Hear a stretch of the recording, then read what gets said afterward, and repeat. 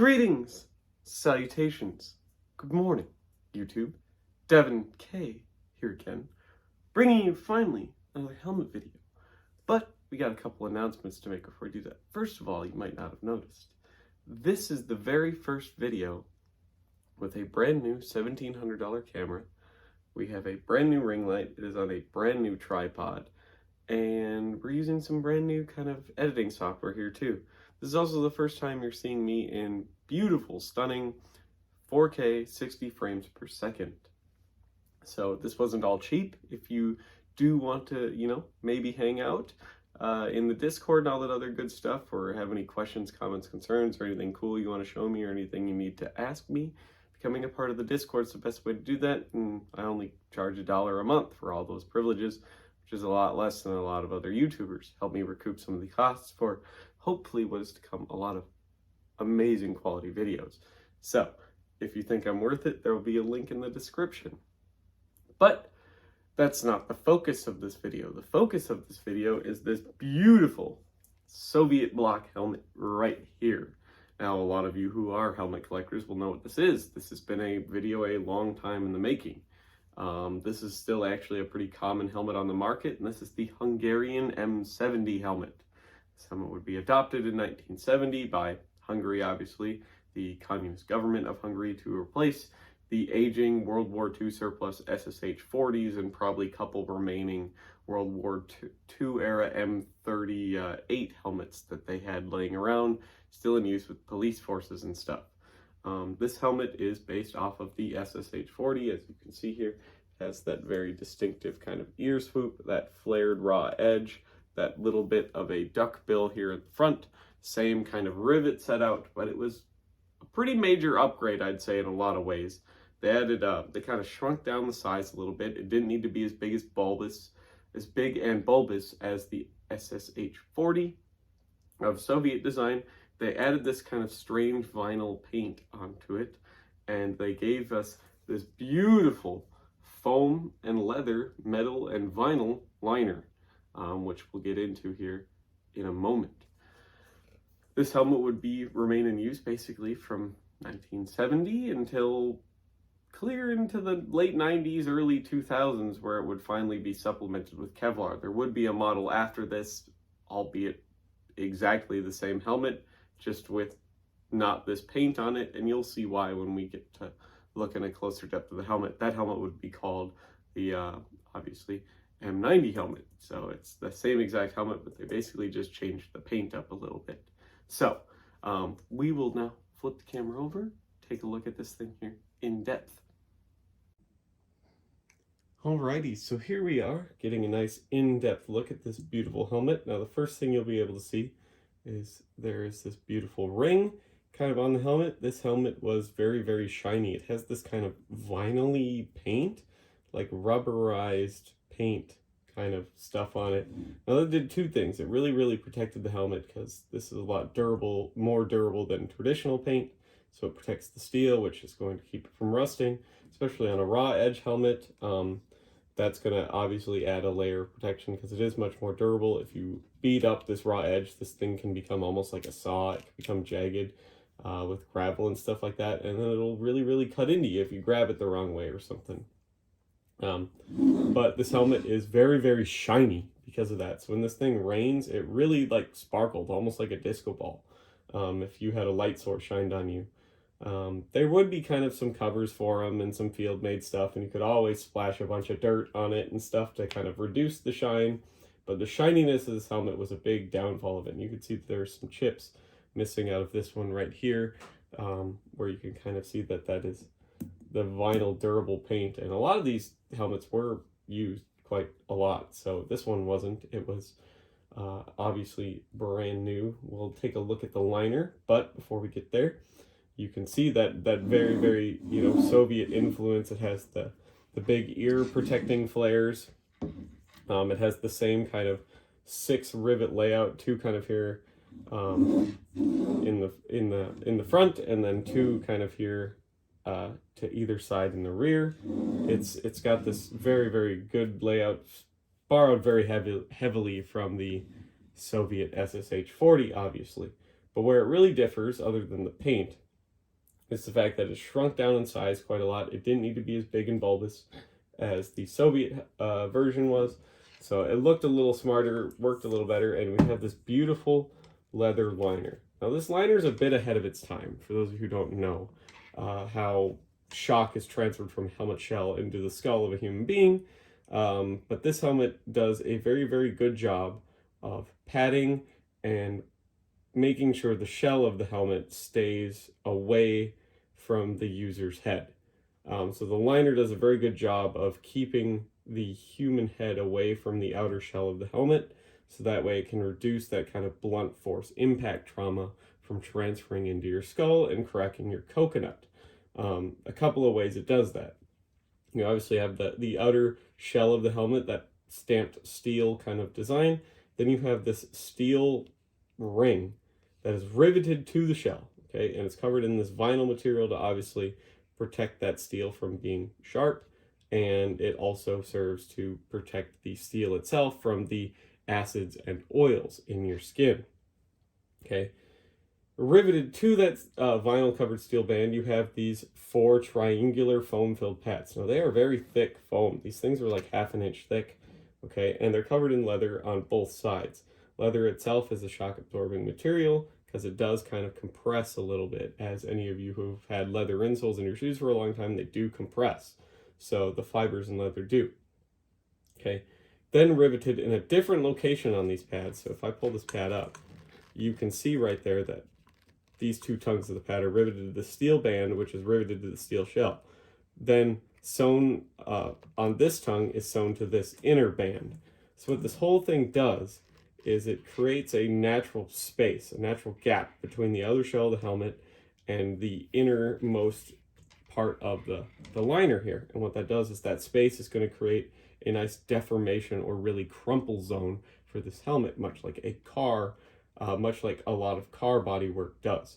So it's going to give space for a particularly bad impact on this helmet shell to kind of disperse and transfer a lot of that energy. It's going to require a lot of energy to deform it that amount of space, fighting the steel band, fighting all these pads and everything like that, as well as fighting its very round shape, which naturally wants to transfer force across its surface. So it makes it actually a very, very ahead of its time design. At this time, there's a lot of helmets that are keeping their head quite close to the skull, keeping their helmet pretty close to the skull, and there isn't a lot of good protection like that. There isn't a lot of good crumple zone room and stuff without being gigantic. So, but this whole thing is made out of very nice leather. As you can see, the foam pads here are adjustable for height by this kind of draw cord at the top, and then you have 2 positions for, well, 3 really, for this sweatband. You can have, this is in the smallest configuration, going through both of these pairs of holes on the back part and the front part lining up would be the medium position, and then obviously all the way extended to where there's a little gap between both of these would be fully open. So obviously if you fully open this helmet all the way, you're losing a lot of that gap. But it is a way, if you want to get a little extra room, if you have a particularly big melon, to do that if you would like some extra space.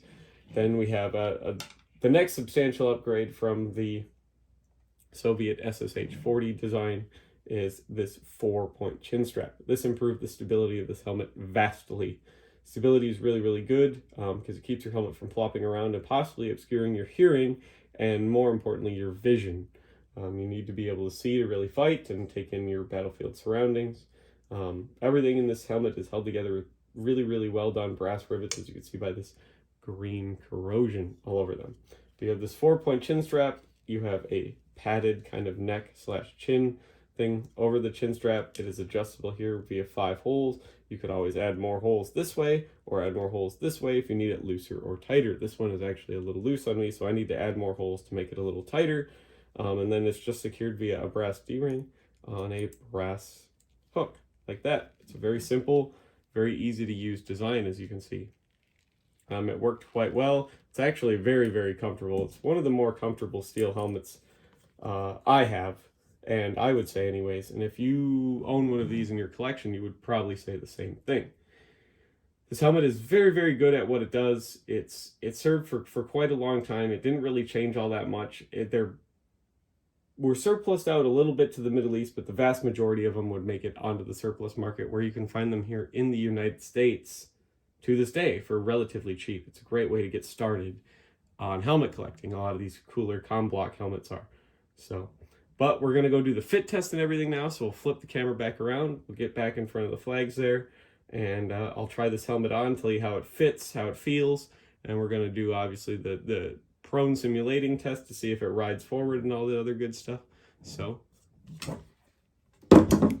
stay tuned for that. Well, here we are.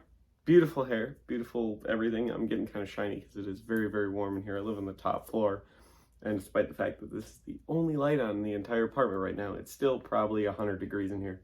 So I'm gonna get pretty shiny pretty quick. But let's try this helmet on. At least now you guys can see it though, right? I've got it adjusted out to me as far as the crown shape goes. I haven't adjusted the chin strap yet to fit me like how it should, so it's still in its tightest position is how I got it. I haven't modified it to fit me better yet. But where I like my helmet to sit when it fits is obviously you don't want it to obstruct your vision too much. You want it to sit high enough to where you are basically at kind of a slight angle. You can stick your fingers into your ear canals. I want the rim of the helmet to basically come to halfway down my ear canal, okay? That way I can still hear, okay? You're still protecting your ears. You're still protecting your ear canal from having stuff that's thrown up and stuff like that. And most importantly, shock waves and crap from being forced into your ear canal, rupturing your eardrums, okay? But you are also still maintaining the ability to hear. You'd be surprised how well steel can stop sound, even from a short distance away when something really, really loud isn't happening. So that's about where I like my helmet shell to sit. Your experience may vary. You might like your helmet to sit really, really high on your head or really, really low on your head. It's just up to you. So, but I like mine to kind of sit right at about kind of rim of the helmet, even with my eyebrows, okay? You know, so you touch my eyebrows straight in, okay? And then you have your ear canals, you know, just halfway obscured by the shell of the helmet. So now we will do a chin strap, and as you can see, this chin strap is pretty loose. Even if I put it on the edge of my chin, it's still not secure. It's still very, very loose. There's a lot of space in here. This is as tight as it'll go right now. So, what we're going to do is we're going to show you the helmet from various different profiles. And when I start facing the wall, I'm going to simulate going prone by looking as high as I can to make sure that the helmet does not bite, which means when the shell touches the back of your neck or would hit on your equipment or a winter gear or parka or something like that, it'll want to push the helmet forward and obviously blind you, which isn't good. You can't really shoot very well if you can't see. So, but let's get started with that. So here we have the right side profile of the helmet, and now the rear side profile of the helmet. Now, most of these kind of Soviet SSH-40 designs do actually have quite a lot of bite because of this flared rim, and they actually come down pretty far in the back. So when I look up, I suspect this will hit my collar or my neck pretty easily. And it does want to lift the helmet off the back of my off my head just a little bit here in the back, which I would probably still be able to shoot if I was just wearing a uniform. But if I was wearing some body armor, or if I had a backpack on or something like that, I probably would be blind and not be able to look down the sights of my rifle. That's pretty common with a lot of these SSH-40 designs. For that to be the case, they do tend to bite quite a little bit. And then imagine if you had this edge kind of raw, like you were throwing it down in the gravel or you banged it up a little bit, this thing would just be like a saw. So if you had to go prone and you had to look over, you would just be cutting your uniform to shit, you know, cutting your neck to crap. It's bad. So, and then we have finally the left side profile of the helmet. So hopefully you learned something from this. Hopefully you like the new format.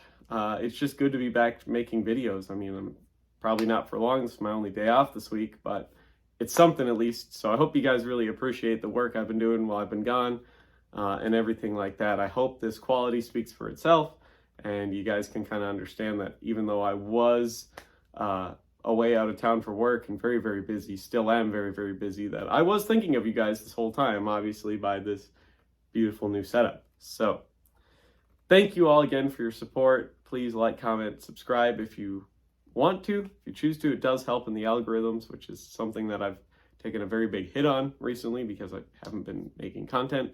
So But hopefully you enjoyed this video, and please consider giving me $1 on Patreon, and I will see all of you here in the next video. Bye-bye now.